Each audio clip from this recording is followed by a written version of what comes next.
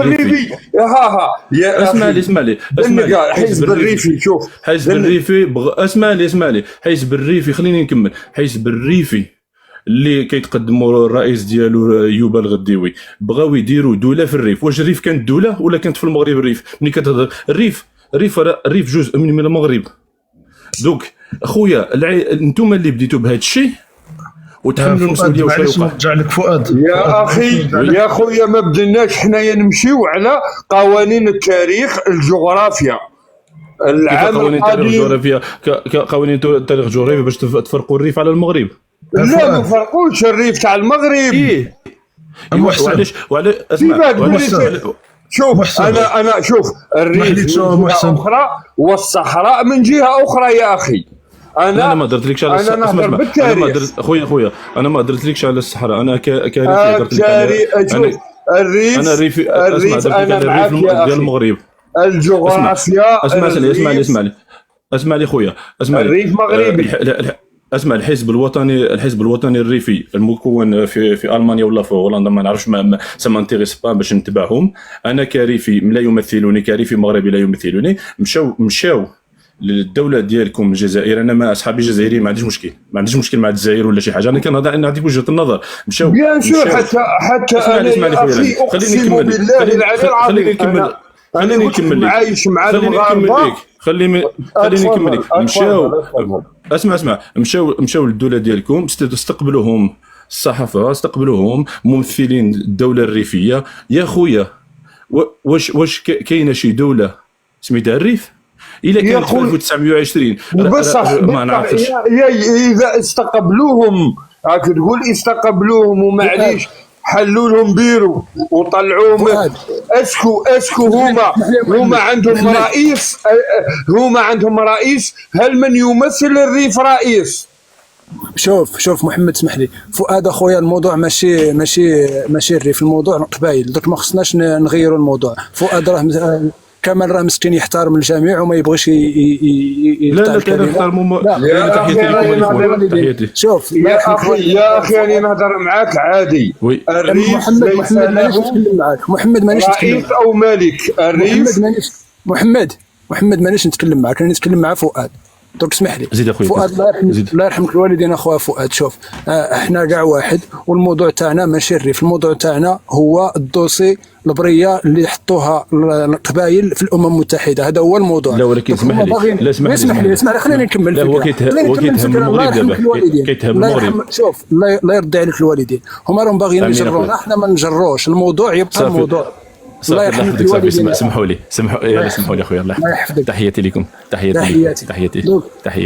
محسن الا باغي جاوب على الرساله اللي حطوها القبائل في الامم المتحده. واش الجزائر ما كانتش متوقعه هذا الشيء هذا؟ النهار اللي مشات دارت الملف باش ترشحت، واش ما كانتش متوقعه باللي القبائل غادي يحطوا هذه الرساله هذه؟ هذا هو الموضوع. السلام عليكم. عاود اخي السؤال، لم افهم السؤال ما كانش سؤال يا اخي. السؤال وهو واش الجزائر ما كانتش متوقعه باللي القبائل غادي تحط الرساله لما غادي تكون الجزائر عضو غير دائم في الامم المتحده؟ واش الجزائر مشات عينيها مغمضين ودارت الطلب وترشحت باش تكون عضو غير دائم في الامم المتحده؟ يا اخي الجزائر لا تستعرف ديجا بالقبائل كدولة. القبائل هي ولاية دائرة، مثل نقولوا احنا مراكش، كازا. كيف انت تقلبها دولة وهي لا من رئيس هذه الدولة؟ من يحكم هذه الدولة؟ أين تقع القبائل؟ في شمال الجزائر. أنا عايش في الجزائر. كل الجزائري أنا على بالك بلي كي نسمعكم تهضروا تقولوا القبائل نديروها دولة، على بالك بلي نضحك. علاه نضحك؟ ماشي حنا اللي كنقولوا. الشعب القبائلي هو اللي باغي يقرر المصير ديالو، باغي يستقل على الجزائر. نعرف شكون اسكو كان واحد جزائري واسمه مهني السنه اللي راه مطرود من الجزائر، هذاك اللي كان يقول انايا زعما نعوض الجزائر اللي نوقف، وانايا اللي نكون مع القبائل، وطلع وجا حتى للمغرب وجا حتى لفرنسا، وفرنسا عيطوا للجزائر كي عيطوا للجزائر الحوار هذاك ما كملوش، قالوا له انت يا الرئيس القبائلي اللي تزعم تقول انا رئيس القبائل، قالوا له راك ما تكزيستيش يا محسن وي اخي وي تفضل والله نتحاور معك كي اخ. واش رايك حنا ندعموا القبائل؟ متفق معنا ولا يعني قابل ولا ما قابلش؟ دوكا ما تقدرش كي تدعم في القبائل كتدعم في الجزائر. لا واش من حقنا ندعموا القبائل او لا؟ تقدر تدعم بصح كي تدعم في القبائلي يا هو راه جزائري يا هو يا ودي هما بغاو استقلال حنا بغينا ندعموهم. كيفاه تستقل انت دولة في نص الجزائر؟ لا كيما تدعم البوليزاريو انا من حقي ندعم القبائل. واخا بياس خلي اوكي كيفاه يا اخي دعم في وسط كازا شفت يا خويا انت ماش دخلك انت، انا باغي ندعم القبائل. يدعم بالفم بس كي يسمعوك يضحكوا عليك، الشعب الكل يضحك عليك. راهم عندهم حكومه في المنفى في فرنسا، ماكون فرنسا عندهم حكومه ومانا فرنسا. ونزيدك حاجه، ماكرون قال انتم ولاد فرنسا وبغينا نحرروا الجزائر من ولاد فرنسا وندعموا القبائل ديالنا يتحرروا، وحنا خوت نخرجوا ولاد فرنسا من الجزائر ونحرروا القبائل، وراحنا خوت بغينا نديروا غير الخير. يسمى كيتحرر انت راك تقول نحرر ولاد فرنسا من الجزائر، كي تحررهم تخرجهم من الجزائر ولا نخرجوهم؟ انتم ما قدرتوش تخرجوهم، حنا نجيو نخرجوهم. خرجوهم من الجزائر يسمى يخرجوا ولاد فرنسا من الجزائر. بغينا نديروا فيكم خير، بغينا نحرروا ولاد فرنسا نجريو عليهم من الجزائر، انما يشرفناش يكونوا ولاد فرنسا. ماكرون قالها، ما قالوهاش المغاربه، ماكرون قال لك النص فيكم ولاد فرنسا. ماكرون كان بياس اخاي خلي هكا.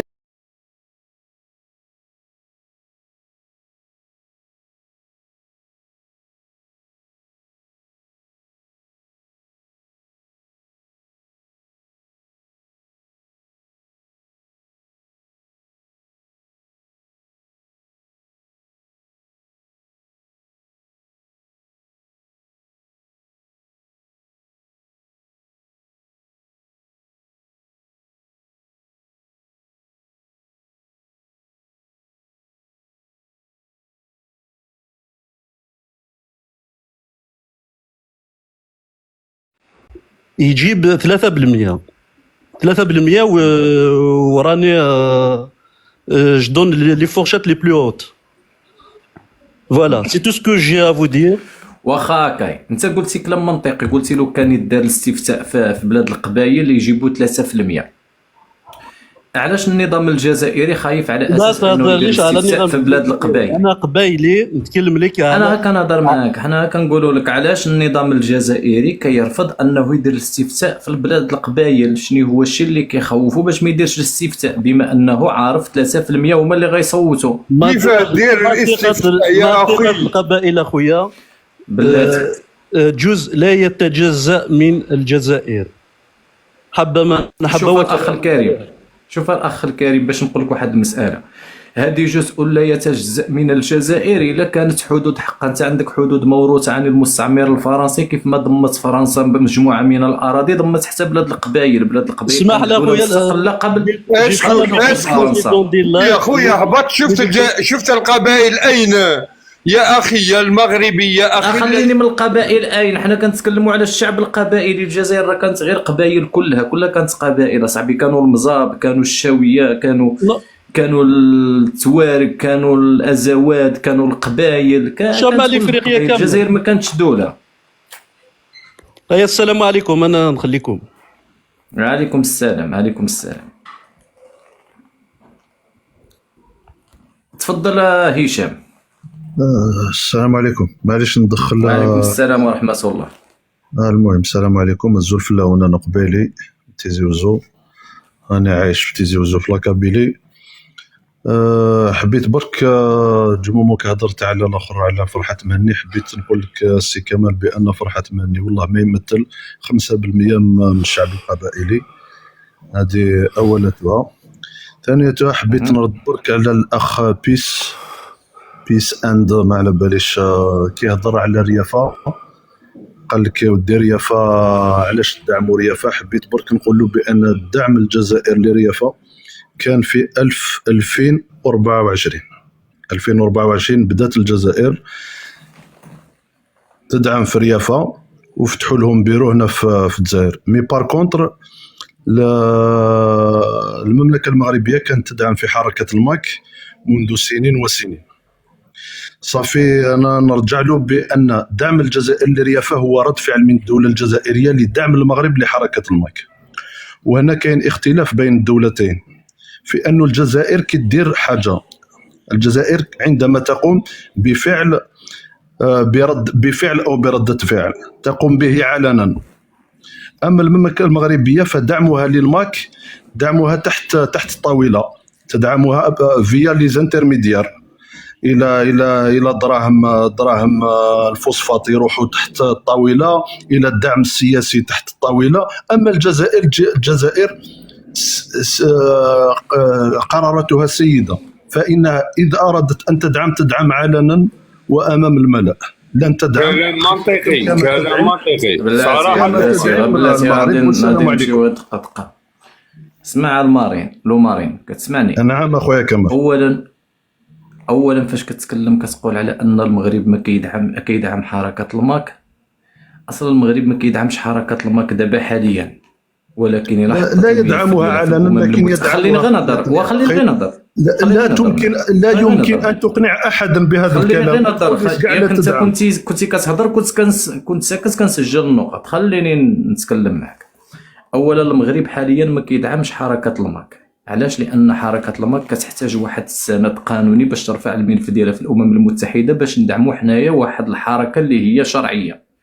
اذا بما ان نظامك كان كيتهمهم حركه ارهابيه وثبتوا على اساس انهم حركه سياسيه سلميه تطالب بتقرير مصيرها، ووصلوا الرساله لعمار بن جامع بصفته لكم الرئاسه ديال مجلس الامن، وغادي تجي الاستدعاء من طرف الجزائر للمغرب باش يعطي الراي ديالو حول حركه الماك. اذا حنا غادي نكونوا احرار في الراي ديالنا. ديك الساعه المغرب غيشوف التوجه واش هو غيدعم ولا ما غيدعمش.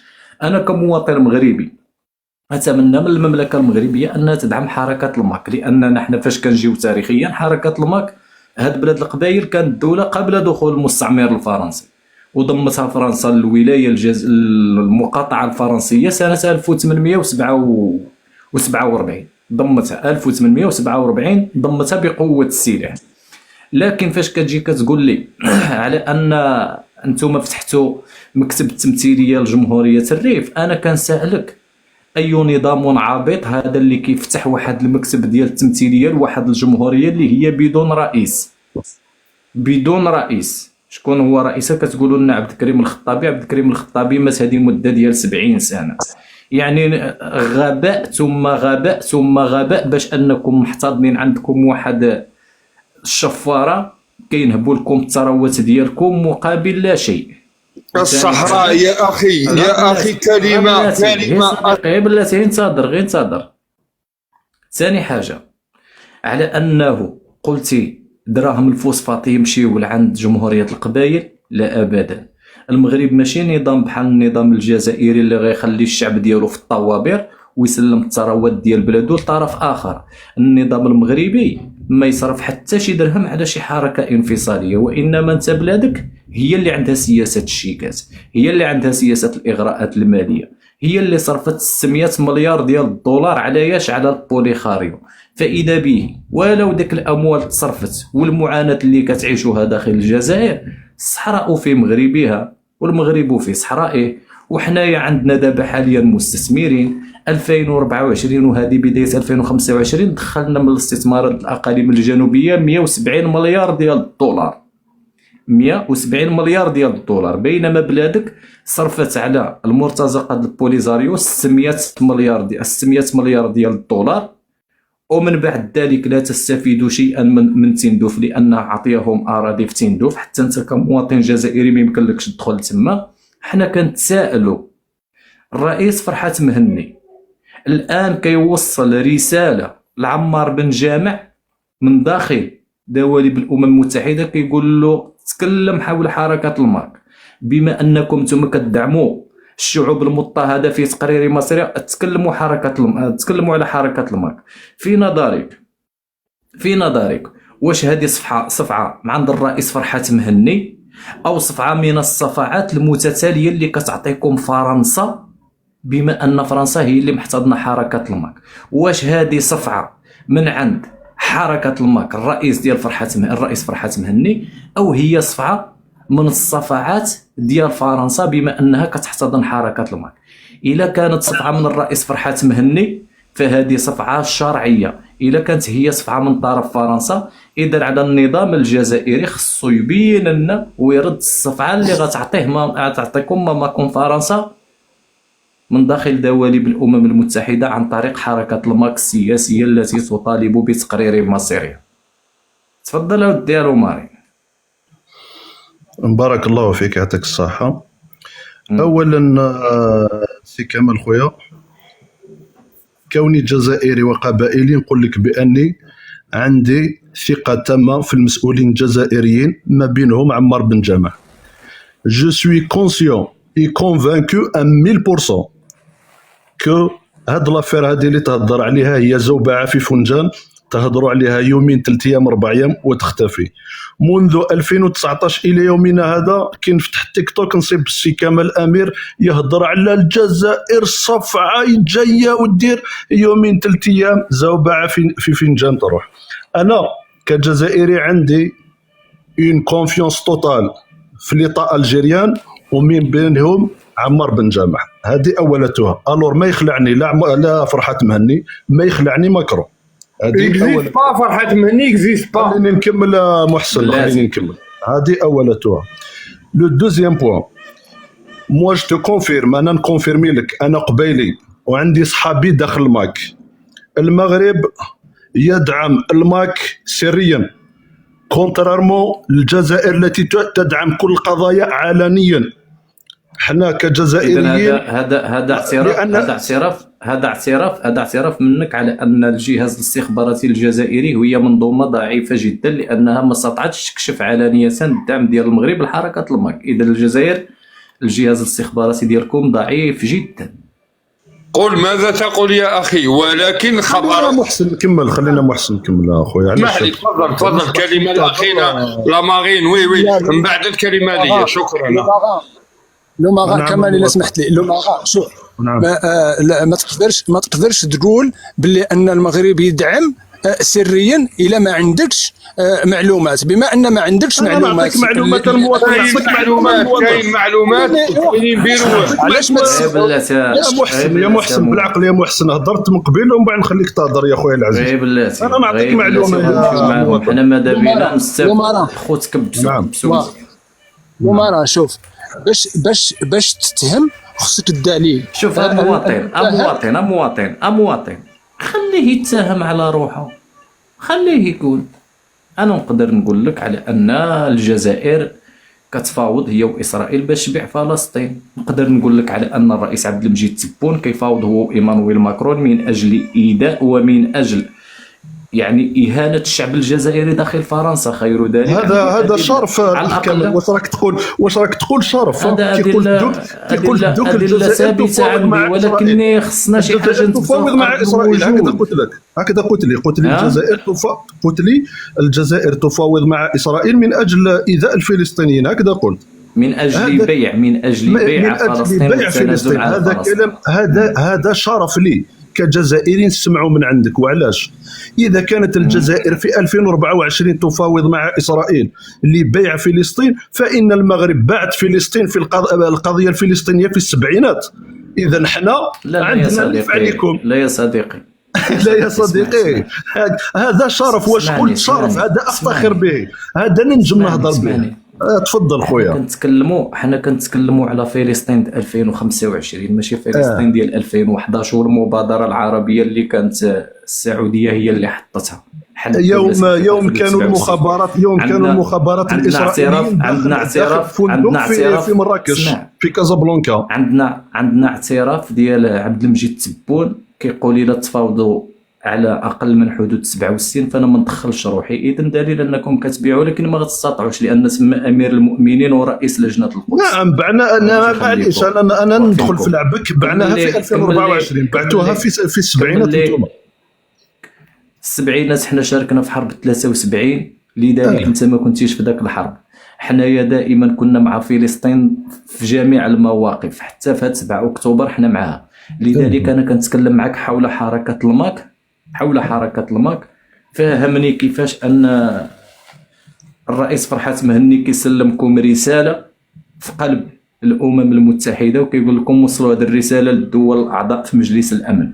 ولكن واش هذه صعبه مع الرئيس فرحات مهني يا اخي؟ عند فرنسا هذه الرساله عند الرئيس فرحات مهني راهي قاعده تسمى في البرلمان ما خرجتش وزعكوه يا صديق. في 30 ثانيه خرجوه لا يمثل اي شيء. فرحات مهني يا اخي ولازم تفهموا اسكو الصوت تاعو وصل لمن يا محسن. ما عطالكش لا كيستيون على فرحات مهني. افهم السؤال او عطيك لا كيستيون على الوثيقه هذه اللي مدها الماك لعمر بن جامع. انا جلي ريبوندو قلت له انا عندي ثقه وعندي لا كونفيونس توتال في عمر بن جامع باش هذا الموضوع هذا اللي راكو حبيتوا ترجعوا حاجه كبيره يتعامل به بحنكه سياسيه ويولي زوبعه في فنجان. باسكو دوبي 2000 خلاص دوك. انا اليوم يا اخي كمال انت راك خويا في الدين. نقول لك حاجه من 2019 تالمو ولينا نسمعوا بزاف عفايس في التيك توك من طرف المغاربه خوتنا المغاربه نسمعوا بزاف وكذا ومنا وفرنسا. انا وليت كي نسمع حاجه نضحك على بالي بلي زوبعه في فنجان تفوت حاجه قالوها قبلتي. نعم اخويا اسمع. نعم فاش قلتي عندك الثقه الكامله في النظام الجزائري وفي المبعوث ديالكم في الممثل ديالكم عمر بن جامع بلاتي غير انت. نعم لا محسن بلا يعني قل لي حكام الجزائر بلاتي قل لي شنو هو احساسك على ان الممثل ديالكم في الامم المتحده غادي يبلغ واحد الرساله كما كتبها الرئيس فرحات مهني اللي كتعتبروه نتوما جماعه ارهابيه غادي يسلم هذه الدول الاعضاء في الامم المتحده وحتى الدول الاعضاء داخل مجلس الامن. واش هذه صفعه قويه باش انكم نتوما اللي كتحطوا يعني المطرقه فوق الراس ديالكم ولا يعني اين ثقه اي مصداقيه هذه اللي غتوليو نتوما اللي غادي تكونوا مسؤولين حول ملف القبائل داخل دواليب الامم المتحده؟ يعني اي ثقه؟ بارك الله فيك الاخ كمال. اولتها لحد الساعه ما شفناش اي رد فعل من طرف الجزائر. بوتاتر هذا هو اللي بوتاتر عمر بن جامع الا شاف باللي ما يقدرش يلغي هاد الرساله بوتاتر يفا ديميسيوني ما يفا با لا ديستريبيوي بالك يديميسيوني بالك يفا با لا ديستريبيوي مالغري بوتاتر يكونوا عقوبات على الجزائر يفا با لا ديستريبيوي بوتاتر ما على بالناش واش بصح انا كوني جزائري عندي ثقه عمياء في عمر بن جامع. نعم اذا هنا غادي نقولوا من حفر حفره لاخيه وقع فيها بما انكم انتم اتهمتوا حركه الماك بحركه ارهابيه وبغيتوا ديروا عليها العقوبات وديروا عليها يعني المذكرات البحث وما الى ذلك. فاذا بها فرحات مهني غادي يردكم تنزل عليكم العقوبه الدوليه وتكونوا امام المساءله من طرف المنتظم الدولي. يعني يا اخي راك عمر بن جامع يا اخي راك تتكلم في يمهني اكزيست با دون سيت في. او كاينين الجزائريين يكوني ماب اي سي تي فا اون الجيري يفا تو دير شكوني مام با سوغا مهني والله ما يعرفوه. علاش ما ديروش واحد المساله؟ انا بالنسبه لي كنشوف افضل حل تتكلم على انسان النظام الجزائري غبلاتي يا محسن. كنشوف افضل الحل عند نظامكم بما انه جال شويه في الدبلوماسيه والسياسه يقبط الرساله ديال الرئيس فرحات مهني ويوزعها داخل دواليب الامم المتحده، ويمشي يدير الاستفتاء بما ان عندكم في الدستور ديالكم 30 مقرر من حق الشعوب المضطهده من اجل تقرير مصير انسان يمشي تتكلم على انسان. القبائلي يا اخي كلمه برك ان يكون تتكلم جزائريا او يريد ان على يكون انسان مطرود قبائلياً. من البلد، تتكلم على انسان مطرود من البلد ما عنده نعم حتى هذا دليل. كتعرف مساله انك طارد الرئيس فرحات مهني والحركه الماك والقبائليين اللي مع حركه الماك.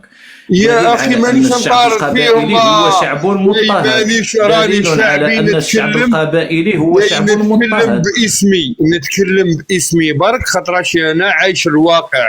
كنت ما هابط تبقاش تقولوا لي كلكم الجزائر. قبائليه، راكم انتم فرحات مهني ليس معروفه. من هو؟ المساله هذه من هو فرحات مهني ليس وعليكم معروف في السلام صابر. الجزائر يا اخي. محسن دقيقة الله يخليك محسن. تفضل تفضل. خلي الاخ صابر، خلي صابر هو الاول مستشار الشعب. تفضل تفضل.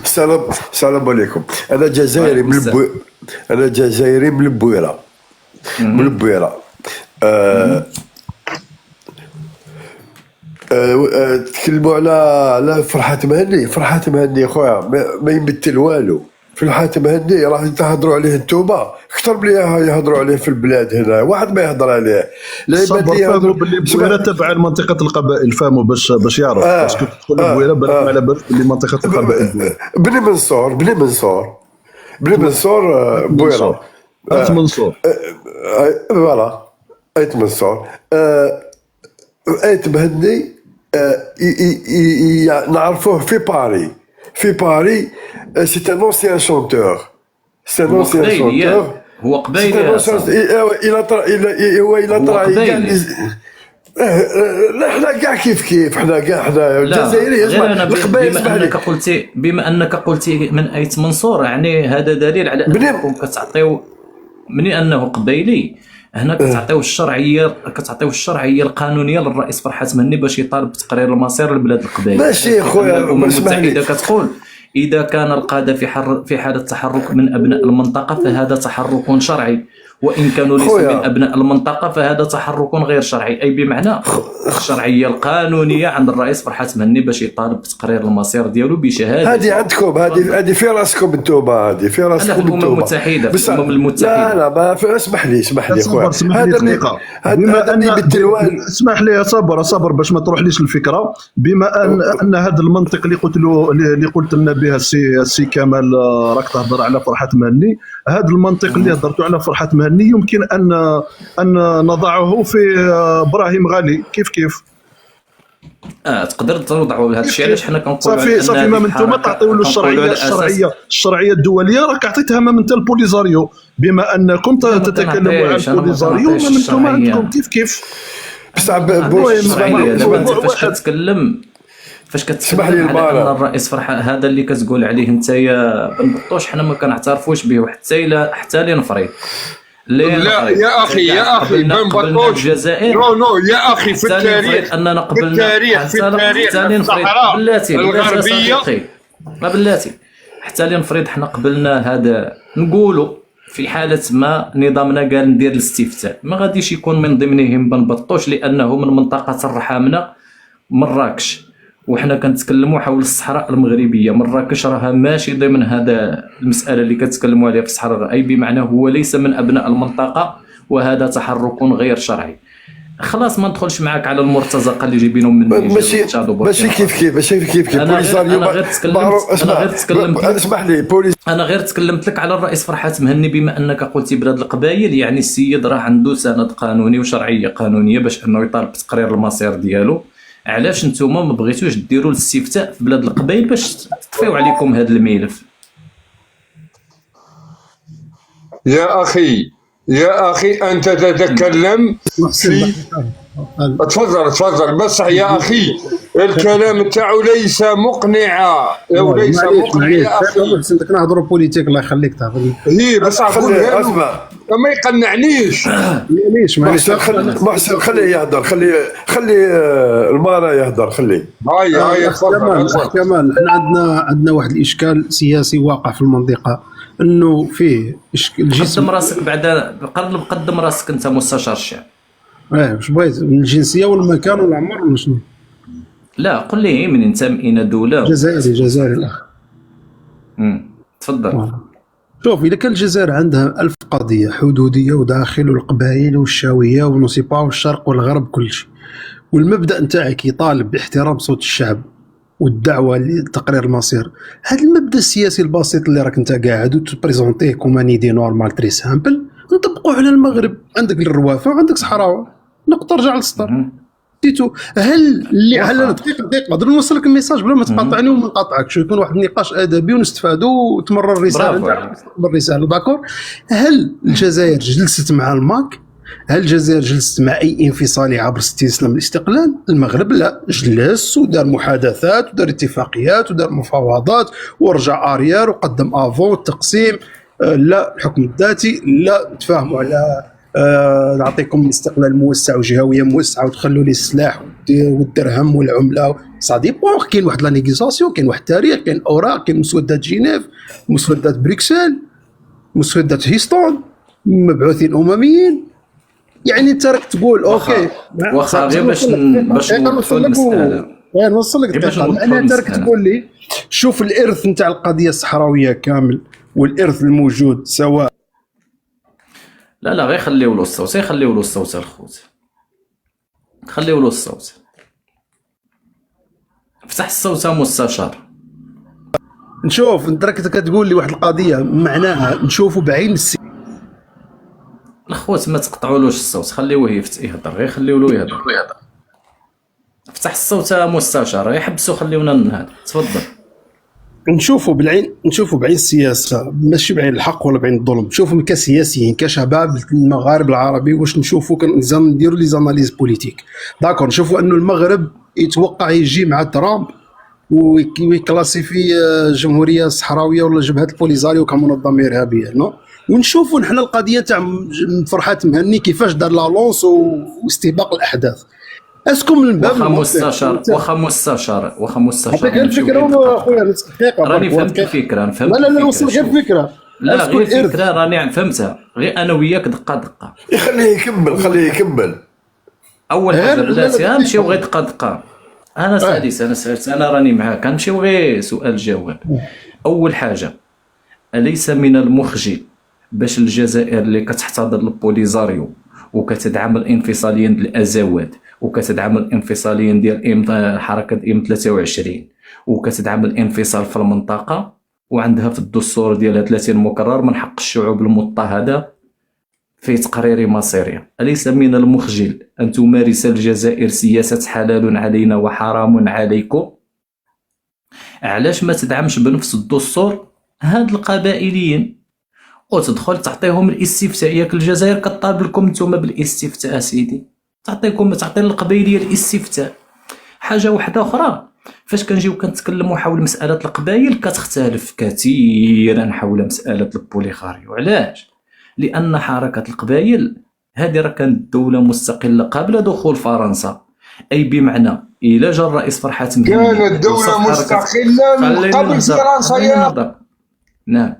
يعني لا جا الرئيس فرحات مهني وقال على ان هادو نظام محتل فعنده الحق. علاش؟ لان مملكه كوكو كانت مستقله في عهد الدوله العثمانيه فاش كانت الاياله العثمانيه.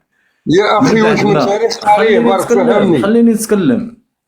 حتى القانون الدولي كيقول لك لا يوجد احتلال الا بوجود دوله، اي بمعنى بلاد القبائل كانت دوله. وهذا الشيء اللي قالوا حتى بوعلام واللي راه في الحبس وما عجبش الجزائريين. الجزائر عندها حدود موروثه عن مستعمر فرنسي. واخا نجيو لمساله الصحراء المغربيه. الصحراء المغربيه كانت شي دوله سميتها البوليزاريو. الجزائر كانت مستعمره من فرنسا. بلاتي يا صديقي، كانت شي دوله سميتها جمهوريه الصحراء؟ ما كانتش. فوقاش تأسست 1976 فين؟ في الجزائر. فين اراضي ديالها فوق الجزائر؟ الصحراء تأسست قبل الاسبان. لا بلاتي خليك انت هبط لتحت شي شويه وديك الساعات غادي نتكلم معك. اي بمعنى ما كانت شي حاجه سميتها الصحراء حتى 1976، اي بمعنى انتم عمركم ما كنتوا دوله وعمر شي دوله ما احتلتكم. خلينا غير نتكلم معك. واحد عطيتني جوج نقول لكم بلاتي نقدروا نقولوا لكم على انكم حركه سياسيه تطالبون بتقرير مصيركم، ونقدروا نقولوا لكم نتوما صحراويين. كاينه شي حركه سياسيه كطالب بتقرير المصير ديالها كتهز السلاح، اذا نتوما حركه ارهابيه. اذا انتوما ارهابيين ماشي حركه سياسيه. كاين شي سياسي كيهز السلاح؟ ما كاينش. واخا غادي نجيو لهاد الحركه ديالكم اللي اسستوها. الامم المتحده كيقول لك اذا كان القاده من ابناء المنطقه فهذا تحرك شرعي، وان كانوا ليسوا من ابناء المنطقه فهذا تحرك غير شرعي. غنجيو للقاده ديالكم. الشيخ مألعي اش كيقولوا له مصطفى ولي السيد من مدينه طنطان، ما علاقتها بالصحراء المغربيه؟ عبد العزيز المراكشي من مراكش، على تسمى بالمراكشي من مراكش، ما علاقته بالصحراء المغربيه. بن بطوش ولد مدينه الرحمنه اقليم مراكش، ما علاقته بالصحراء المغربيه. اي بمعنى انتم حركه غير شرعيه، لستم من ابناء المنطقه ولا تنتمون لابناء المنطقه. وخا نجيو لمساله اخرى. المساله الاخرى هي حول مساله الاستفتاء. لماذا إسبانيا طالبت من منظمة الاتحاد الإفريقي في 2024 باش أنهم يستعدوا البوليزاريو باش يدخلوا المبادرة ديال الحكم الذاتي تحت السيادة الملكية، وقالت لكم خصكم ديروا الاستفتاء ديال الهوية، لأن الإحصاء اللي دارته في السبعينات قالت لك على أن نسبة الصحراويين كانوا ما كيتجاوزوش 2%. أي بمعنى خصكم ديروا بعد الاحصاء نتوما داخل الجزائر في مخيمه تيندوف تعرفوا شكون هو الصحراوي وشكون هو اللي ماشي صحراوي. اي بمعنى علاش كترفضوا هذا الشيء هذا؟ علاش نتوما كترفضوا ديروا الاستفتاء باش نعرفوا الصحراوي من اللي ماشي صحراوي؟ ماشي مشكل. للصحراء الساكنه الصحراء المغربيه كلهم بالبطاقه الهويه ديالهم، كلهم كيقول لك حنا مغاربه، كلهم كيقول لك حنايا تحت النظام الملكي، حنا لسنا بجماعه منفصله، وانتم جماعه انفصاليه، وانتم جماعه ارهابيه كتهزوا السلاح. فهمتي؟ هذه راه الاشكاليه الرابعه الاخ كريم. لذلك اشكاليه راه ما قدرتش نجاوب عليهم. بلاتي يا مستشار غير بعد اخر هذا. لذلك اليس من حق الرئيس فرحات مهني باش يطالب بتقرير المصير ديالو؟ اليس الجزائر باتهامها الحركة الماك حركة إرهابية أليس هذا خرقا للدستور الجزائري؟ أليس هذا خرقا للمواثيق الأمم المتحدة، المواثيق 24/62 ديال سنة 1962 اللي من حق الشعوب المضطهدة في تقرير مصيرها؟ قل لي، أليس الشعب القبائلي شعب مضطهد فوق أراضيه؟ أليس الشعب القبائلي نحات له الجزائر الهوية ديالو واللغة ديالو والجنسية ديالو وكل شيء ديالو، وهو شعب ينتمي للمنطقه. انت كمواطن صحراوي بلاتي راه جزائري مواطن صحراوي والدراعه راه مواطن، انت كمواطن هذا اللي كتقول لي عليه مواطن صحراوي اللي باغي يحرر وكيقول انه مضطهد، بالله عليك واحد في مخيمه تيندوف عايش في قيطون غيحرر واحد اللي عايش في مدينه العيون من احسن المدن المغربيه واجمل المدن المغربيه؟ الاخ كامل ما قاطعكش، راك عطيتني 5 اسئله. داكور نبدا لك من الاخر. واحد، هل المقاربه الجزائريه المقاربه الزود ديال بن بطوش وديال الجزائر؟ هنايا البوليخاريو راه غير ملي طلعتي وهضرتي والله الفور عليكم الجزائري اللي يتكلم. فور عليكم. اسمح لي نرجع عليها كمل هضروا انتم الجزائريين. هذا حوار مغربي جزائري ماشي حوار بطوشي بن بطوشي. انا ما كنهضرش مع البطاطيش. تفضل كمل على بلادك. مستشار فور عليكم. مستشار فور عليكم. مستشار عنده نظره سياسيه خير منك يا كمال. والله يا ودي صابر اسمعني. نعم ماريو اسمع واش راك تحكي كاع بيبو نقول لك حاجه. اسمح لي واش راك تحكي الريافه. انا غير نفهمك يا صديقي. انه من العيب والعار ان اجد بطوشيا مقرف خيمه لا يفقه ريافه اسمح لي الريافه خليني نهضر خويا ما تهضرش تحكم كل ولا يفقه في اللغه شيء. نتايا كتقول لي هذا فور وسيدي تكون عندك نتايا نفس الجو. وجوه البزاف انتم وجوه البزاف على بالك وجوه البزاف. كنت كجزائري ودافع على بلادك. اصبر يا صبر ما نرجع عليه. اولا كان والله غير وجوه البزاق يا اخويا والله هو غادي نبزق عليك. تفو عليك وعلى حالتك. صبر. لا بوركوا فو با. لا حبسوا بلا المهم كمال انا كوني قبائل انا نرجع عليك معليش. مرحبا. الله يسلمك. اولتها في خطاب اللي درتو دوك فيه مغالطات كبيره، مغالطات متعمده ولا ماشي متعمده ما على باليش. اولتها القبائل لم تكن في عمرها دوله، جميله كانت الجزائر دوله. كوبي له الميكرو. كيفاش جميله كانت الجزائر دوله؟ الجزائر عمرها كانت دوله. حنا القبائل انا نقول لك القبائل عمرها ما كانت دوله. هذه اول مملكه كوكو. مملكه كوكو تمثل 15 ولا 10% من منطقه القبائل. مملكه كوكو هي صافي. حنا كنهضروا غير على مملكه كوكو صاحبي. هضر برك على مملكه كوكو باسكو مملكه كوكو فيها واحد 12 ولا 13 بلاصه. هذا مكان القبائل الكبرى، حاجه فيها 5% من القبائل. المهم عطيهم غير داك 13% من الجزائر، داك مملكه كوكو ردوا لهم الحكم ديالهم. المهم هي خلاص. والقضيه الثانيه الحاجه اونيون 2024 توت لي انفورماسيون سون فيريفيابل. تدخل لجوجل الامازيغ القبائل في 1830 يوم دخول الاستعمار الفرنسي من سيدي فرج، القبائل كانوا في سيدي فرج.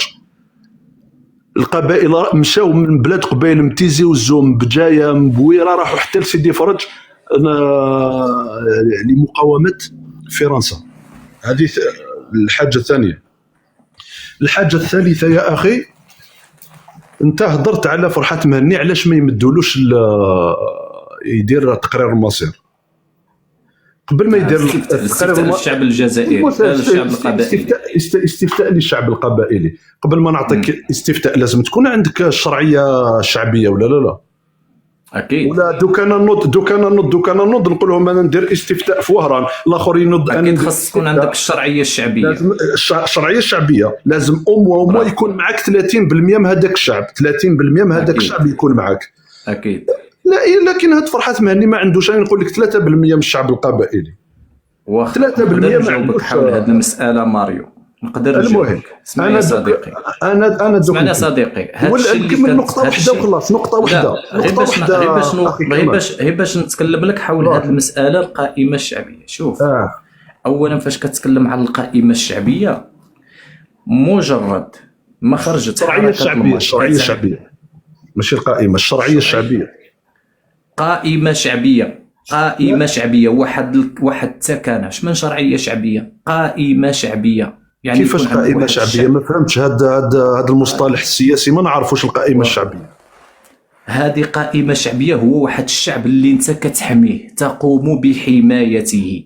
الرئيس فرحات مهني عنده قائمه شعبيه يقوم بحمايتها ويتكلم باسمها. اسمح لي يا كمال باش يكون نقاش بناء، باش يكون نقاش بناء خويا. خلينا غير نكمل. نقاش بناء باش يكون نقاش بناء. قبل ما يكون عندك قائمه شعبيه لازم يكون عندك شرعيه شعبيه. دوك انا نجم نوض نقول انا راني ندافع على سكان وهران، نطلب من الدوله الجزائريه تعطي لهم حق تقرير المصير. راني لازم يكون عندك شرعيه، قاعده شعبيه. الناس تحبك، الناس تمشي معك.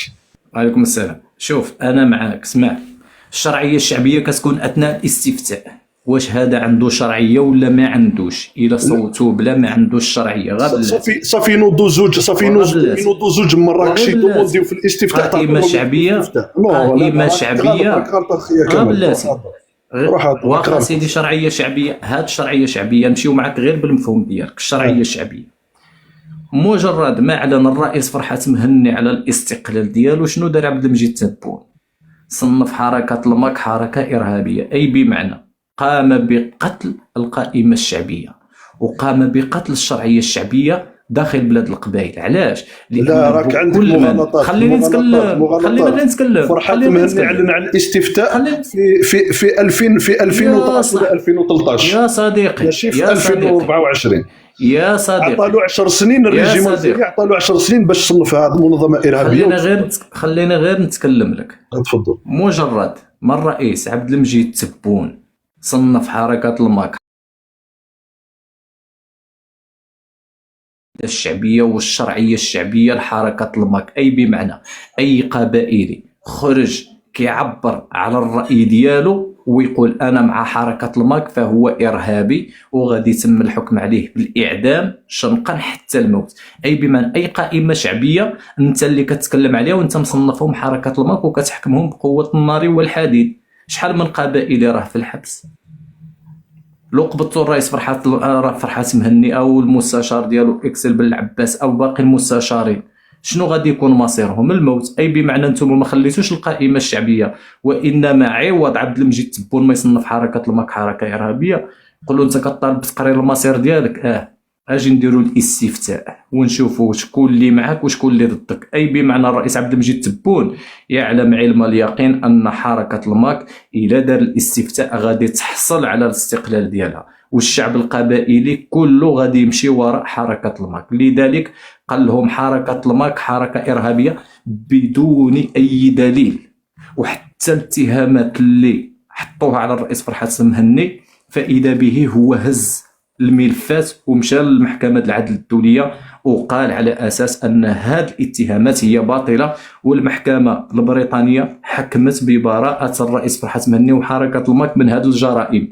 إذن عندهم سند قانوني. حركة الماك أمريكا عطاتها على الاستقلال ديالها من قرب نيويورك، حركة الماك فرنسا كتحتضنها، حركة الماك دول الخليج كيحتضنوهم كيصرفوهم كيعترفوا على أساس أنها حركة سياسية تطالب بتقرير مصيرها.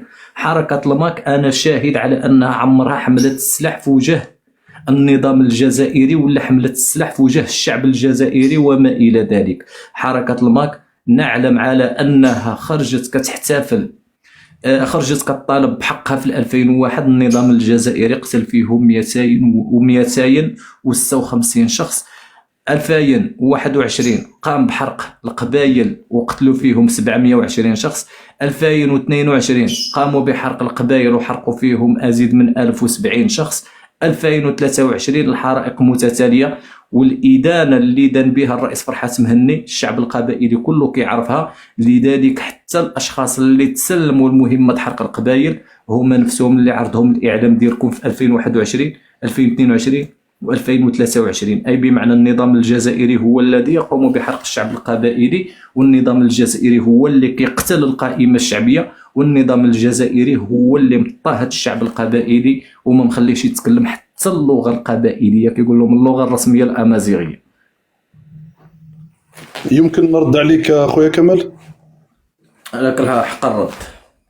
والله يا كمال غير راك تمد مغالطات كبيره، غير نص الحوار تاعك على الماك غير كاذب او نقص في المعلومه. اسمح لي نقول لك هذا الشيء. اولا الحاجه الاولى كاع اللي قلتها مغالطه، بان في 2001 فرحات مهني كان في حزب التجمع من اجل الثقافه والديمقراطيه، ما عندوش ميمبا والله انا معك ما عندوش ميمبا الفكره باش ينشا حزب الماك. كان في التجمع من اجل الثقافه والديمقراطيه. قلت في 2001 قتلوا اصحاب الماك نيكزيستي با اون 2001. هذه المغالطه الاولى. المغالطه الثانيه اللي قلت تبون قام بتصنيف الماك حركه ارهابيه. حبيت نقول قبل ما تصنف حركه ارهابيه كانت 10 سنوات انا كنت في الجامعه الجزائريه، وكانوا نعرف دي جو هكذا كانوا في حركه الماك، كانوا يقومون المسيره تاع الماك في تيزي وزو. مازالهم في اليوتيوب، ادخل اليوتيوب تشوف المسيره تاع الماك في تيزي وزو في 2012 2013 2014 2008 2007. هادو كانوا يديروا لي مارش وكانوا يطالبوا نورمال، واحد ما هضر معاهم. وقتاش ولات حركه ارهابيه؟ نهار بدات دير لي ليان افيك اسرائيل ومع المروك، نهار ولات دير دي ليان في الانترناسيونال، صافي هذه الجماعه ولات خطر على الجزائر وعلى القبائل، تما تصنفت حركه الماك. لكن قبل هذا الشيء كانوا يناضلوا كيما جميع الاحزاب في الجزائر. وعندك المعلومه ثاني نقول لك اونيون 2024 توت لي زانفورماسيون سون فيريفيابل. هذه نكمل معليش. كمل. صح. انا نعطيك سؤال باسكو قلت من قبل مغالطه كبيره، اعطيت معلومه خارج عن الموضوع، معلومه يعني سي غراف ما على باليش عمدا او عن غفله. قلت البوليزاريو انشئت في 1976. هذه مغالطه كبيره. البوليزاريو انشئت في 1973. لا ماشي البوليزاريو قلت تأسيس الصحراء، جمهورية الصحراء. البوليزاريو انشئت في 1973. تأسيس جمهورية الصحراء انا قلت لك ماشي. البوليزاريو انشئت في 1973 عامين قبل خروج الإسبان من الصحراء. هدف إنشاء البوليزاريو هو إخراج الإسبان من الصحراء الغربية، وليس معاهدة المغرب. معاداة المغرب ماشي معاداة المغرب. سمحوا لي على العربية تاعي ما نعرفهاش مليح. سبب إنشاء البوليزاريو هو النضال واخراج الاسبان من الصحراء الغربيه. دايور يافي ميم دي زاتونتا او نيفو دو سهارا اوكسيدونتال، قتلوا جنود اسبان وداروا عمليه البوليزاريو. في 1976 صرا اتفاق مدريد، قسموها بين المروك والمغرب، وليستوار تعرفوها ما كان لها نخرج من الموضوع، نخليك في الموضوع تاعك ليسونسيال. هذا برك حبيت نكوريجيك فيك، والسلام عليكم. هذه اولا فاش كنتكلموا على تاسيس جمهوريه الصحراء اللي كتكلم عليها عندها بيان، ولكن انت كتكلم على البيان التاسيسي ديال، كتكلم على تاسيس جبهه البوليزاريو، صحيح ولا لا؟ اكزاكتومون. عندك هاتف اخر ولا ما عندكش؟ لا ما عنديش. واش عارف البيان التاسيسي ديال جبهه البوليزاريو شنو كان فيه ولا ما هذا يمكن لك لا ما على باليش. انا على بالي بلي ندخل دوك الجوجل ولا ندخل شات جي بي تي ندير متى تم تاسيس الصحراء الغربيه وما هو دوافع تاسيسها. يلا بلاتي يعطيني هاد الدوافع اللي قلت لك والعام اللي قلت لك. بلاتي 190 مشاهد فيريفي سيت انفورماسيون. بلاتي اولا التاسيس ديال بيان جبهه البوليزاريو، حتى البوليزاريو نفسهم ما كيبغيوش يقراوه. علاش؟ لان جبهه البوليزاريو كانت جبهه تاسست من اجل طرد اسبانيا من الصحراء المغربيه، والبيان فيه. وعلاش ماشي المغرب دار جبهه لطرد الاسبان؟ لماذا ماشي مراكش ولا كازابلانكا اللي داروا جبهه لطرد الاسبان؟ علاش البوليزاريو؟ سؤال وجيه خويا، ريبوندي لي عليه. وراه اصلا مؤسس لجبهه البوليزاريو هو قرب. ريبوندي لي علاش مقر تحرير الصحراء الغربيه ما كانش في مراكش؟ غير بلاتي باش نعطيو كلشي. انا كي كنتكلم معاك كيتكلم معايا. جبهه البوليزاريو البيان التاسيسي ديالها حتى البوليزاريو ما كيقراوهش، لانه مكتوب فيه ازاء تشبت الاستعمار بالبقاء مسيطرا على شعبنا العربي الابي ومحاوله تحطيمه بالجهل والفقر والتمزق والفصل عن المغرب والامه المغربيه، وازاء فشل كل الاساليب السلميه سواء التي قامت بها الحركات العفويه او المنظمات الى اخره. لذلك تعترف بمغربيه الصحراء.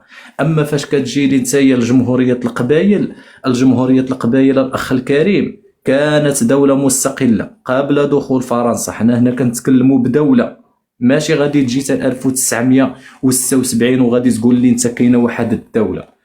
حركه جمهوريه القبائل كانت دوله مستقله قبل دخول فرنسا سنه 1830. فاش دخلت فرنسا سنه 1830 شنو داروا؟ ما كانتش شي حاجه اصلا سميتها الجزائر. ما كانتش الجزائر ما كانت مملكه كوكو، كانت جمهوريه القبائل. الجزائر ما كايناش، فهمتي؟ وهذا الشيء قالوا لكم المستشار ديال رئيس البرلمان التركي سميتو يعني شهير اوغلو. شنو قال لكم؟ قال لكم لما جينا للجزائر الخطأ اللي داروا الأتراك هو أنهم حرروا الجزائريين من العبودية الإسبانية، ومن بعد ذلك حركوا وقالوا الخطأ اللي درناه هو أننا بعناكم، أي بمعنى ما كانتش شي حاجة سميتها الجزائر. لذلك فاش جات فرنسا 1830 لقات مخاطا بلاد القبائل حرة مستقلة، في حين أنها ما كانت شي حاجة سميتها الجزائر. لكن بعد توغل فرنسا بجيشها وقوتها شنو دارت؟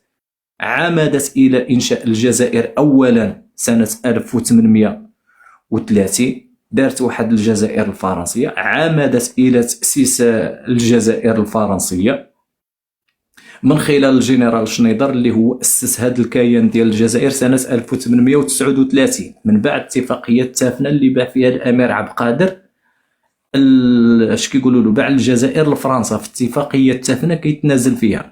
منين داروا الجزائر سنة 1857 دخلت فرنسا لبلاد القبائل اللي هي كانت مستقلة. ناضت حروب بينهم وبين القبائل ومعارك طويلة، ولالا فاطمة النسومر راه كانت كتحارب على بلادها القبائل، ما عمرها تكلمت حول مسألة الجزائر، كانت كتكلم على القبائل. لكن بلاد القبائل خسرت، لذلك الاستعمار الفرنسي ضم هذه المنطقة إلى الجزائر الفرنسية اللي صنعها سنة 1839. غير هو حاجة بقات، القبائل ما كانوش حابسين وساكتين بحال اللي كانوا الجزائريين، وإنما كانوا دائما كيديروا ثورات ضد الدولة الفرنسية، وكانت ديك الساعات فرنسا هي القوة الثالثة في العالم. وهذا هو اللي خلى أن جمهورية القبائل، على أن بلاد القبائل ما تنتصرش على فرنسا، ما تنتصرش على فرنسا. لذلك شنو داروا باش يواجهوا فرنسا؟ القبائلية اتفقوا القيادة ديال جمهورية القبائل مع الجزائريين باش غادي تبدا واحد الحرب مع فرنسا، وهي اللي بدات الحرب الشهيرة ديال 1954 حتى لسنة 1962. معظم القادات في الصفوف الأولى اللي كانوا كيحاربوا فرنسا هذا الاجتماع في هذه الحرب 54 كانوا بالبلاد القبائل. حتى الاجتماع الأول اللي تعلن فيه الحرب ضد فرنسا كان في الجزائر، كان وسط القبائل. والقياديين اللي كانوا غيواجهوا فرنسا كانوا 24 قيادي اللي كانوا حاضرين. في هاد 24 قيادي كانوا 20 قيادي كلهم قبائليين والأخرى ماشي قبائليين. ولكن فاش خرجت فرنسا في سنة 1962 شنو دارت؟ انقلبت الجزائر على بلاد القبائل وتشبتت بالحكم بمبرر ماذا؟ بمبرر أنها هي التي أنهت الاحتلال الفرنسي. نفس الخيانة اللي درتوها مع القبائلية، نفس الخيانة اللي درتوها مع المغرب. فرحات عباس اللي كيتوعد وكاينه وثيقة بين المغرب وبين الجزائر على أنه فاش غادي تستقلوا غتعطيو المغرب الحدود المغربية. لذلك خرج الملك محمد الخامس كيقول لفرنسا إن الأراضي المغربية في الحدود الجزائرية هذاك نزاع بيني وبين الجارة ولا دخل لك فرنسا أنت بذلك. نفس الشيء اللي درتو مع تونس حول الصحراء الغربية التونسية، والاجتماع اللي كان بين بورقيبة وبين بين الحسن الثاني الله يرحمه في 62 وبين بن بلة. شنو قال لهم؟ قال لهم غير على ما نرجع للجزائر نعطيكم الحدود ديالكم. أي بمعنى خرج شنو قال؟ إن الأراضي قال لهم إن الأراضي الجزائرية جزء لا يتجزأ من الجزائر. الأراضي الموروثة عن المستعمر الفرنسي جزء لا يتجزأ من الجزائر. إذن هذا الشيء اللي درتوا لنفس القبائل، قلتوا هذه أرضنا بمبرر أنكم أنتم من قمتم بإنهاء الاحتلال. وهذا التصريح ديالكم وهذا الأخذ الأراضي القبائلية وقعت واحد الصراع اللي كان صراع مسلح بين جمهورية القبائل وبين الجزائريين، لكن خسروا لأنه كانوا ديك الساعات هما القادة ديالهم ماتوا في الحرب، هما انسلخوا من العباءة الفرنسية. لكن القادة ديالكم على رأسهم بن بلة والهواري بومدين وكريم بن القاسم جاوا وافقوا ودخلوا فرنسا باش دير التجارب النووية، رغم أن فرنسا خرجت لكن بقاو السكنات العسكرية ديال فرنسا تماكين. إذن من بعد ذلك القبائليين سنة 1963 كيهزوا السلاح ضد الحكومة الجزائرية، إلا أنهم خسروا لأن القادات ديالهم خسروا في الحرب الطويلة اللي كانت ضد فرنسا، وخسروا كذلك حتى جمهورية القبائل ديالهم.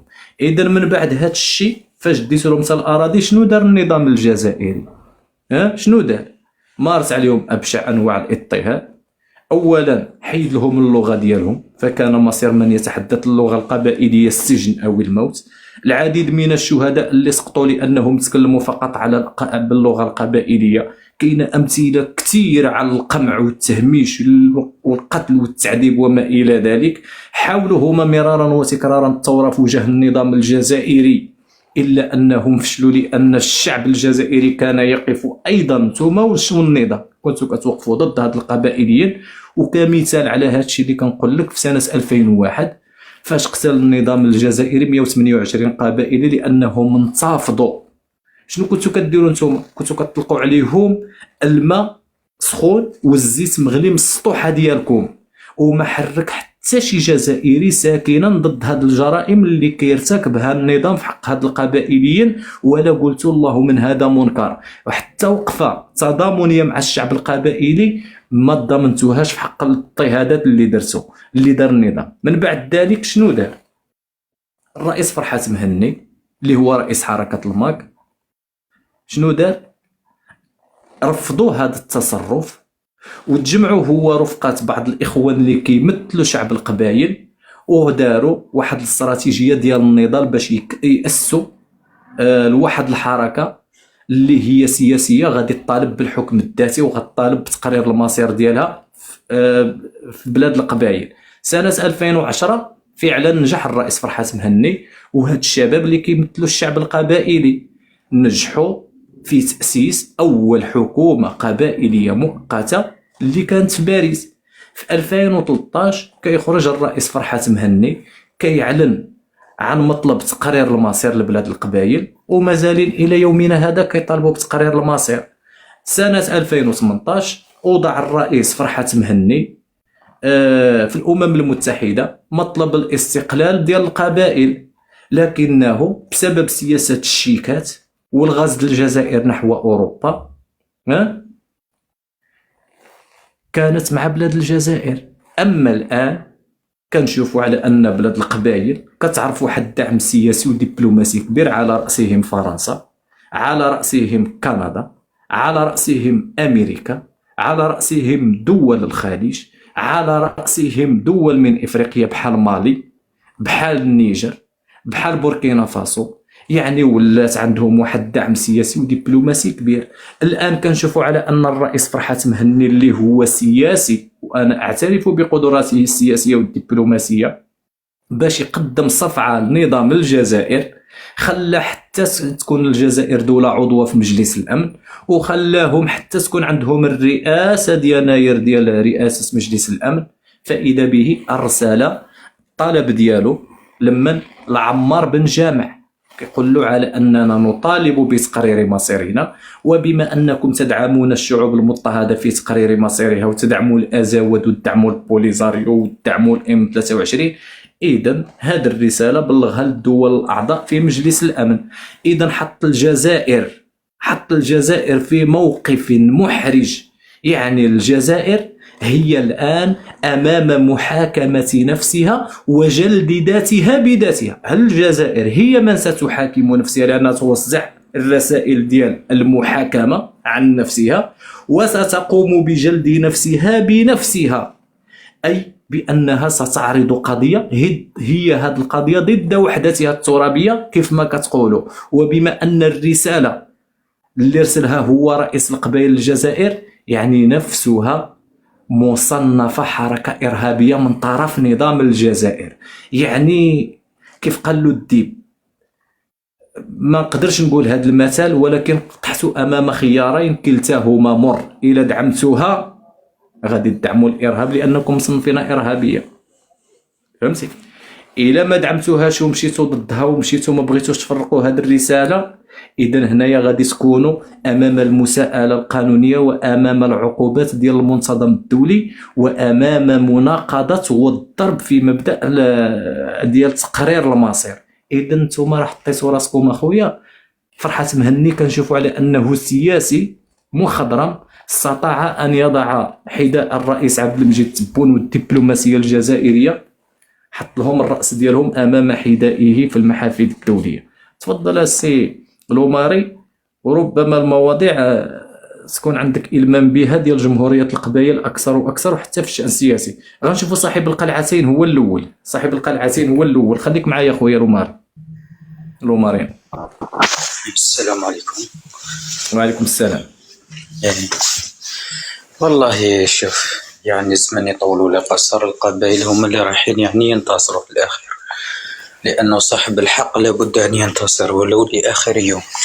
القبائل هذا مساكين عانية والويلات كذا كما يقولوا مسلسل الرسالة في الجزائر تكرر مع القبائل. واش صرا يعني في الرسول صلى الله عليه وسلم الصحة تصرى في القبائل يعني وحتى بالنار الله يحفظه ويستر. هذا السيد اللي قالك تمرر المغالطات يعني يقول له الفيديو هذاك اللي يصور كوبتير يعني تطلق الناس يعني السيد يطفي في النار جات كوبتير رمات مانيش عارف واش رمات الدنيا شكرا.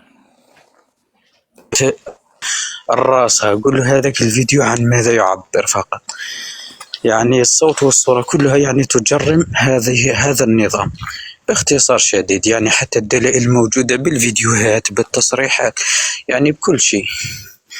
على هذا اللي يقول لك تمرر مغالطات وكذا قول له انت اللي راك تغالط في روحك وانت تحاول تبرير الارهاب وتبرير يعني الانقلاب والى ما ذلك. والتصنيف اللي راه يصنف في هذا النظام اولا هذا النظام ما عنده حتى شرعيه حتى باش يصنف الناس. اولا يصنف روحه في اي خانه هو لانه هذا النظام خانته اصلا في خانه الارهاب. كيف له ان يصنف الغير ارهاب؟ اذا صنف الغير ارهاب فيعني ان اولئك الناس هم على حق وهو الارهاب لانه كنا نعرف هذا النظام غير مرحب به لا في الجزائر ولا بين اهلها وكلهم يعني يطالبونه بالرحيل وليس مرة أو اثنان يعني بالعشرية بالحراك بكذا كل هذا يعني مطالبة برحيل بهذا النظام. لكن لأن له يد خفية تدعمه يحدث ما يحدث اليوم. هذا باختصار. على هذا ما يمرش مغالط. نمشيو لومارين. خليك معايا صاحب القلعتين بحيث مازال الموضوع غنناقشوا معك انت خارج هذه المسألة. السلام عليكم عمي رابح. شكرا امستردام خويا وجوكو. وعليكم السلام ورحمة الله عز وجل. السلام عليكم سكوسه بجاز. والله يا اخي نشكرك جزيل الشكر على الكلام رزين كمال منطقي كلام له يعني ان بيلي سيتادير سي لا رياليتي. والله يا اخي نشكرك جزيل الشكر كثيرا. على بالك برك يا أخي احنا بالقبائل من زمان وحنا رانا نقولوا باللي الجزائر هذه راهي في النازعة غرقا. على بالنا باللي هادو اللي حاكمين الجزائر سي دي كريمينال سي دي فوايو هما الإرهابيين تاع الصح. أنا في عمري ما شفت دولة كتعتبر كنخبة مافياوية. مخاطش باش تقول دولة لازم تكون العدالة أولا لازم تكون راجل مناسب في مكان مناسب. الجزائر مبنية على خداع مبنية على التصوير مبنية على اللهف مبنية على القمع لقمعة الجزائر في قطر الجزائر. لماذا هذه النخبة المافياوية ضد القبائل؟ القبائل عندهم تاريخ القبائل عندهم الفكر سياسي اقتصادي ومعروفة والحمد لله عالميا. علاش احنا حبينا باش يعني نديو الاستقلال للقبائل باسكو شفنا باللي هذا النخبة المافياوية ما حبتش باش الجزائر تتقدم ولا عليكم السلام دير يعني حتى لونيفرسيتي دو لا ريشيرش باش الانسان يتطور باش الانسان يتقدم باش الانسان تكون يعني عنده موهبة على الجزائر. الور الجزائر راهي محروقة عالميا سواء من فرنسا سواء من كندا سواء من انجلترا سواء من الامارات سواء كاع يعني بزاف البلدان الامريكان لوتريش هادو كاع ضد هاد النخبة المافياوية. شافوا بلي لي ماكيست سي دي جون تري سيريو عندهم لا ديسيبلين يخدموا بالدبلوماسية يخدموا بالفكر. كي تشوف انت المسؤول اللي يتكلم يعني ويكون مسؤول ويتكلم يقول لك باللي توما راهي تسير فيكم المغرب ولا اسرائيل. يا ترى هل الماك هو اللي مد يعني لا باز بتروليير في اضرار لاسرائيل؟ هل الماك هو اللي سرق 1500 مليار دولار في 20 سنه؟ هل الماك هو اللي قمع الشعب؟ هل الماك اللي سينيا على هذه الفيرما، هذه لا سوسيتي الجيزي نتاع التليفونات اللي يدوا الملايير كل شهر اسرائيل؟ هل الماك هو اللي سينيا مع يعني هاد لا كومباني يعني اللي هيدير السرطان في ثلا حمزه ولايه بجايه في جايث، اللي على لونتوراج على هذا الفيلاج راه 25 كيلومتر باش الاسترالي ديكوفرات كاين الورانيوم وكاين الزنك وكاين الالومنيوم. على بالك باللي هاد الماده اللي طلعوها عندها يعني السرطان، يعني تنجم هذيك الناحيه كاع تمرض من السرطان. وزاد بنيامين تبون قال باللي عندنا انجازات. ما هو الانجازات الى الابراج؟ الامريكان عندها لا باز بيت تاع الغاز الصخري في تيميمون. على بالك بلي تيميمون راهي الناس معزوله وما عندهمش حتى مكيف يعني كليماتيزور، ما عندهم شركات، ما عندهم داروا لهم غاز الصخري باش يزيدوا يكملوا عليهم باش يموتوا. الغاز الصخري تانيك عند كاين المرض هذايا نتاع السرطان. يعني هاد الناس اللي راهم يسيروا الجزائر ضد الشعوب، ضد الصحة تاع المواطن.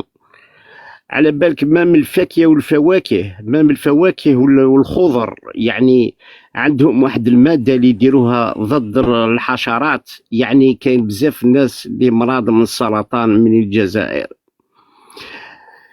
خطرة باعوا طماطيش للقطر رجعوها، باعوا البطاطا للروس رجعوها، باعوا التمر لفرنسا. مام الجورناليست هذايا اللي دار يعني مقال في الجريدة وقال لهم باللي هذا التمر فيه الجيفت فيه البوازون، راح داوه للحبس باسكو قال علاش تقول باللي التمر هذايا ماهوش مزيان وعنده هذا الشيمي، داوه للسجن.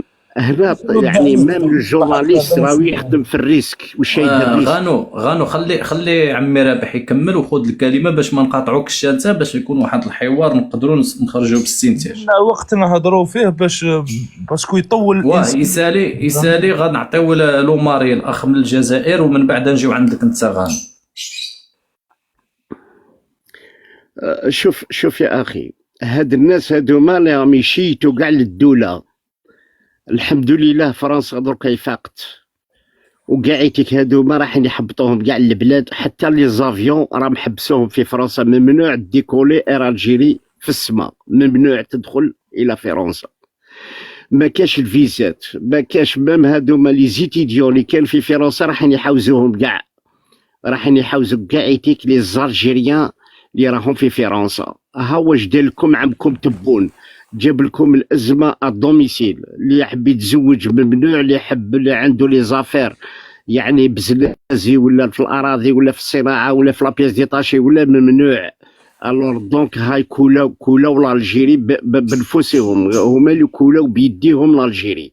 الور على بالكم باللي على بالك باللي فرنسا هي اللي تسيني اي سلعه تدخل للجزائر، سواء تجيب سود امريكا، سواء تجيب اي بلاد من الترك، ولا لازم حتى تسيني فرنسا باش تدخل هذيك السلعه للجزائر. وعندنا 95% في لامبورطاسيون. الور دونك هادوما هلكوا الاقتصاد، هلكوا يعني الجزائر الي روتور، ولا تمكروها عالميا. والكلمه لكم. تفضل الو مارين.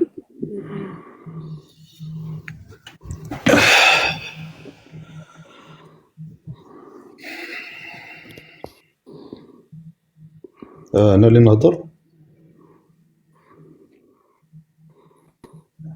السي كمال تفضل له ماغا، تفضل قال لك خذ الكلمه. داكور. المواطن انا اللي حبيت نرد على واش قال كمال من قبيل، باسكو دار لون ديسكور جوز فيه مغالطات صحتهم له في البرومي ديسكور، مي ابارامون الى غوفي لي ميم زيغور وين قال باللي لا كابيلي لا اليتي ان ايطا كانت دوله. صححت له قلت له ما كانش دوله الجزائر، ولا بروف في 1938 القبائليين جاوا لسيدي فرج باش يكافحوا ضد دخول لو ماغان.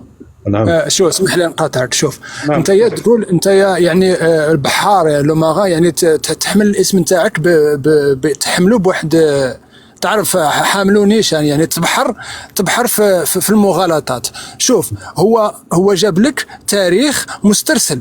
الا انت كنت عندك الامكانيه باش تغلطوا، جيب واحد الاسترسال مثل الاسترسال اللي جابوا لك. اعطينا واحد الاسترسال تاريخي نتاع. معليش خويا المواطن انا راك تحكي مع الكراغيله، راعي تخلفهم العقلي. قول له الله يرحمك يا ماسي نيسا يفهم روحه. هذا ما كان كي قال لك القبائل غير البارح وكذا، هذا ما كان. بارك الله فيك المواطن. بصح انا مانيش متمكن في اللغه العربيه كيما هو متمكن فيها كامل. جو ميتريز با بيان لا لونغ عرب باش نجيب هذاك الديسكور كيما الديسكور تاعو. هو الميتريز بيان الى اكسي لا لونغ عرب.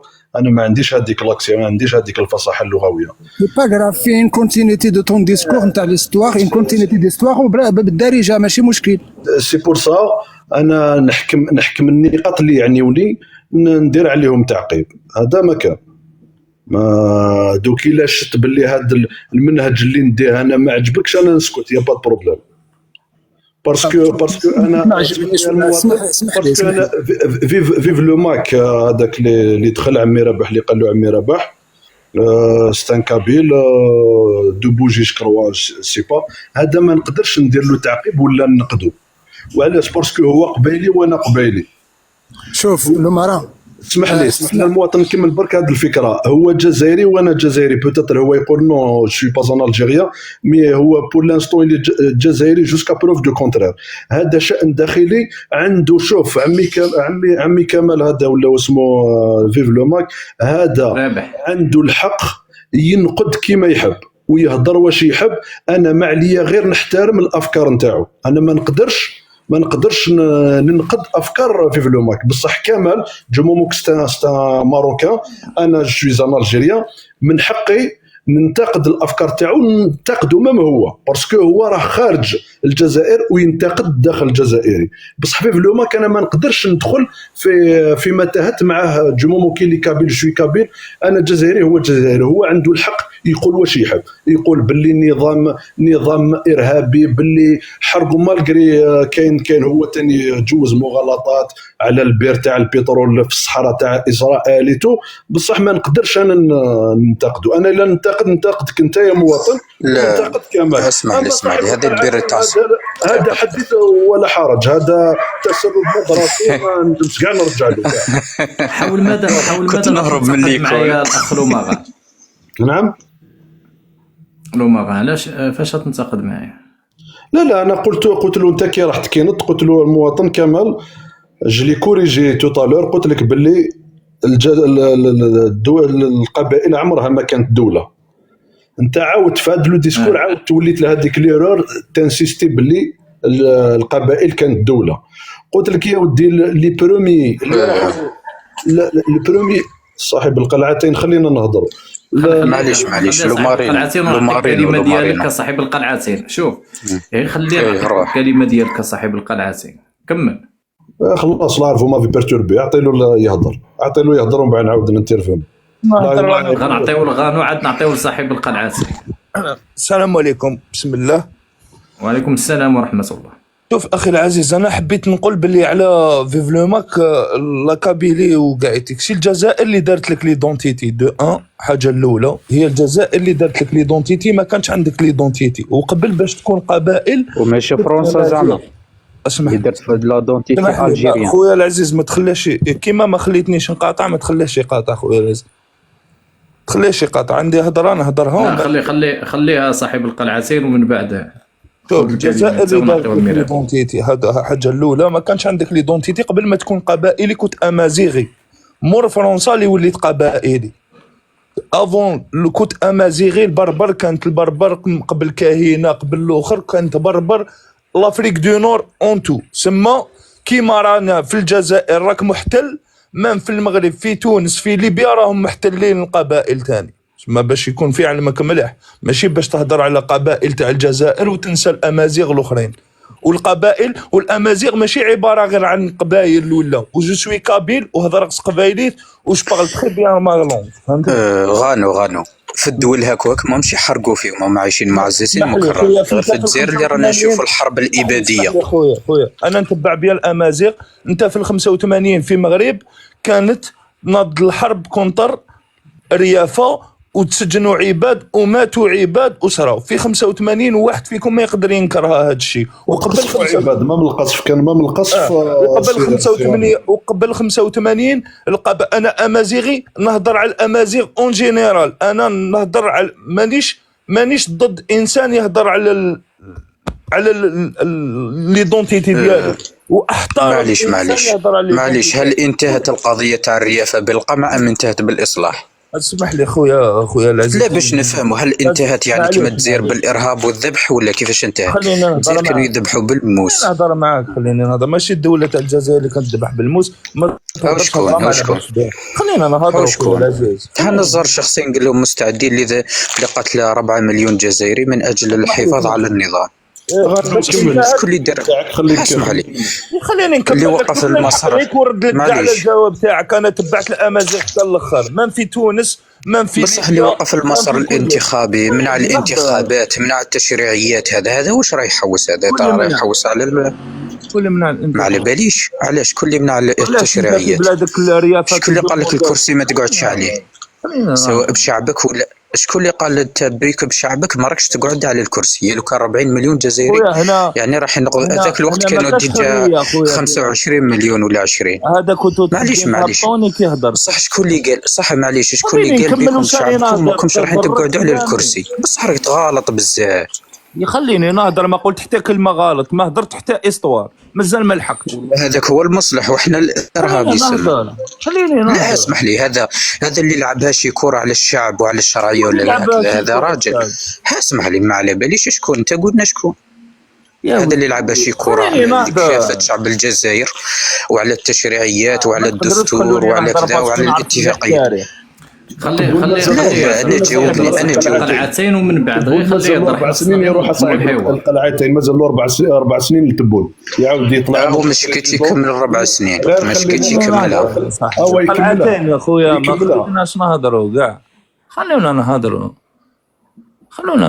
في 5 بارتو الامازيغ تحقروا. الامازيغ ليومنا هذا تحقروا. دوموندات نهضروا على المغرب، دومونداو من الساكن خرج الاخر يدوموندي في الطوبيس والقرايه والطبيب وقاعيتك داوه للحبس. شحال من الريفي راهو في الحبس، شحال بارتو. في تونس اغلط تقول امنا امازيغي. تكلم محاوها الامازيغيه في تونس، تمحات من جذورها الامازيغيه. في ليبيا ناضت حرب اهليه من اجل الامازيغيه. خويا الامازيغ محاربين من الفوق. فرنسا اللي محات لنا ليدونتيتي، ماشي الجزائر ولا الاخر. فرنسا هي محات كتب تاع امازيغ وتاريخ امازيغ وعلماء امازيغيين واللغه الامازيغيه محات بزاف.